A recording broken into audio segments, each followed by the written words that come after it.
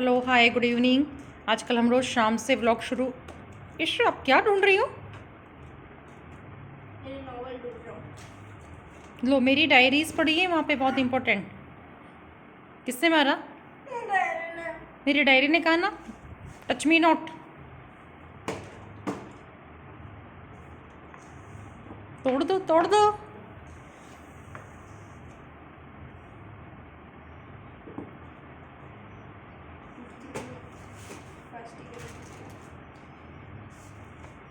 मुझे बताओ ना कौन सी नॉवल चाहिए, मैं हेल्प करूँगी आपकी। अरे वो मैंने दो नॉवेल्स थी ना, एक तो ग्रीन कलर की थी और एक शायद येलो और वाइट कलर की। नाम नहीं था उनका? घोस्ट टाउन मिस्ट्री और सीक्रेट गार्डन। सीक्रेट गार्डन और घोस्ट टाउन मिस्ट्री। क्या? Ghost town mystery. हाँ तो सही बोलो ना, घोस्ट टाउन मिस्ट्री। तुमको घोस्ट वाली कहानियों से डर नहीं लगता? मजा आता है। मैं सुनाऊं? अरे ना डर जाओगी। सुना ना। चलो आज तुमको एक कहानी सुनाती हूँ, सुना। घोस्ट वाली। पर पहले मैं मेरे पौधे को देख के आती हूँ, उस पर पता नहीं तुम पानी डालती हो या नहीं डालती हो। उसको वहाँ अकेला रख रखा है। Let me see. देखो देखो देखो। क्या कर रहे हो छोटे मनी? Wow, it is happy. मम्मा पिलाएगी नहीं। अरे पिलाया पिलाया, यश दीदी ने मम्मा पिलाया। वेल डन यश।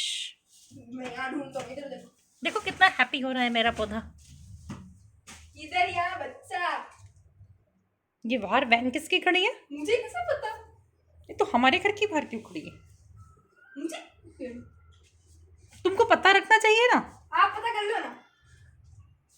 अरे यार मैं यहाँ कुछ ढूंढ रहा हूँ और घोस्ट टाउन मिस्ट्री। क्या क्या बोली? Ghost town mystery. Ghost town mystery. हाँ, ज्यादा दिख मत दिख, बोलो। पिजन लड़ रहे हैं आपस में। उसमें क्या नया हुआ? हाँ उनके तो ये रोज का है। वही तो लेकिन तुमको पता है जब से ये लॉकडाउन लगा हुआ है, आओ। ये भी बड़े उदास से दिखाई देते हैं। ये सारा नीचे गिर जाएगा। यार क्या है तुम्हारे? मैं इसको चलूंगा। चलो मैं तुमको कहानी सुनाती हूँ। किसको लाऊं पास में? इस कैमरे को आओ आओ। तो तुमको कहानी सुना? नहीं सुनाओ ना। डरोगी तो नहीं? चलो कहानी डरावनी नहीं है, लेकिन कहानी यार मेरे को डरावनी सुननी है। प्रेजेंट सिचुएशन में बहुत इम्पोर्टेंट है, तो आप सब भी सुने, गौर करें कहानी पर। यार डरावनी सुननी है। डरावनी तो मैं रात में सुनाऊंगा वाली। अभी सुनाओ। नहीं रात में सुनाती हूँ ना, तब सुनाऊंगी। ये वाली कहानी सुनो सुनो सुनो ना प्लीज। सुनाओ। तो जीजी हो ना? क्या? Good girl. जीजी नहीं गुड गर्ल। नहीं नहीं। अच्छा बिजी हो? यार क्या? सुनो, एक छोटा बच्चा था, होगा कोई 8-9 साल का। तो बेचारा, उसके माता पिता नहीं थे, बचपन में गुजर गए थे, और वो किसी दूर के रिश्तेदार के पास में रहता था, जहाँ पे उसे ठीक से ट्रीट नहीं किया जाता था। सारे दिन काम करवाया जाता था, फिर मारपीट की जाती थी। बहुत बुरी स्थिति थी। बच्चों की ये स्थिति सुन के और देखकर, या कहानी में भी सुन के मुझे बहुत दुख होता है कि बच्चों के साथ अच्छा व्यवहार हो ताकि वो एक अच्छे नागरिक बने, जिम्मेदार और समझदार नागरिक बने। क्योंकि बचपन में दी हुई चोटें जो होती है ना, कई बार बच्चों के व्यक्तित्व में बड़े होके बहुत सारे नुकसान ला देती है। और उस बच्चे की सिचुएशन ऐसी थी, तो वो बेचारा बड़ा दुखी रहता था। एक दिन वो जहाँ रहता था वहाँ पर उसे बहुत पिटाई मिली, बहुत मारा गया। बड़ा दुखी हो गया, बहुत दुखी और परेशान होकर वो वहाँ से भाग गया। और भागते भागते भागते वो जंगल में पहुंच गया। जंगल में एक पुराना टूटा हुआ खंडहर था।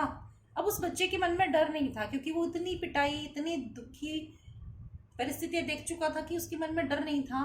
बस बिना कुछ सोचे समझे उस खंडहर में जाके सो गया। उस खंडहर में एक ब्रह्म राक्षस रहता था।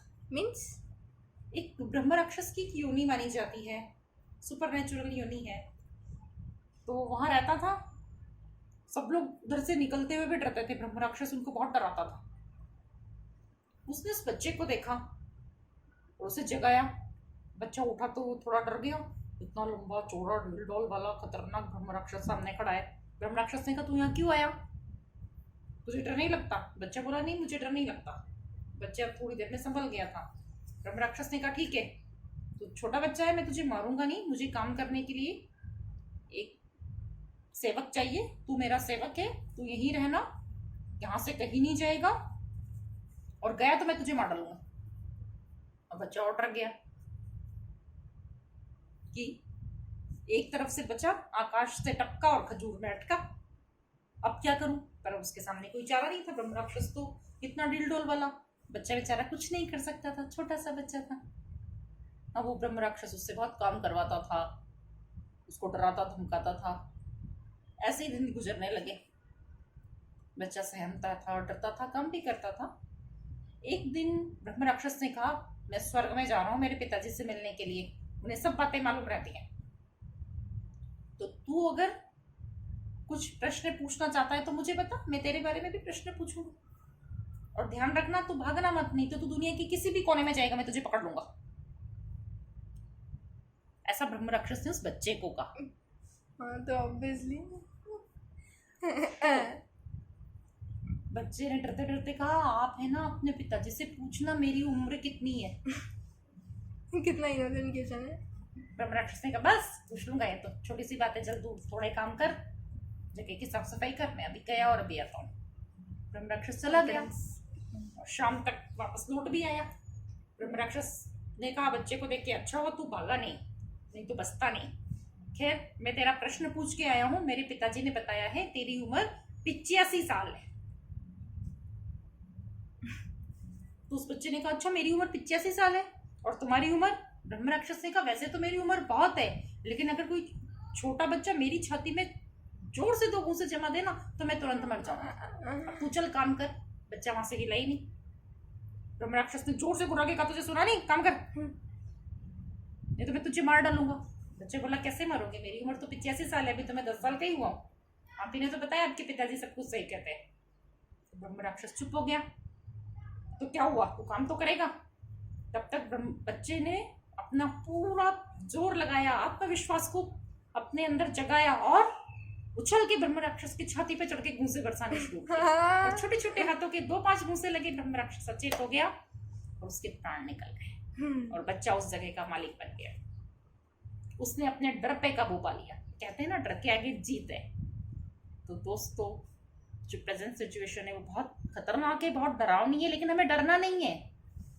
हमें नेगेटिविटी को अपने मन पे हावी नहीं होने देना है, मन को सकारात्मक रखना है, डर को भगाना है, डर पे जीत हासिल करनी है और फिर हम जीत जाएंगे। समय निकलेगा, अच्छा समय आएगा, बस हमें एक साथ रहना है, डरना नहीं, डराना नहीं, बस आगे बढ़ते जाना। आप सब सुखी रहें, स्वस्थ रहें, स्टे होम, स्टे सेफ। मिलते हैं नेक्स्ट व्लॉग में। Till then bye bye, good night and take care.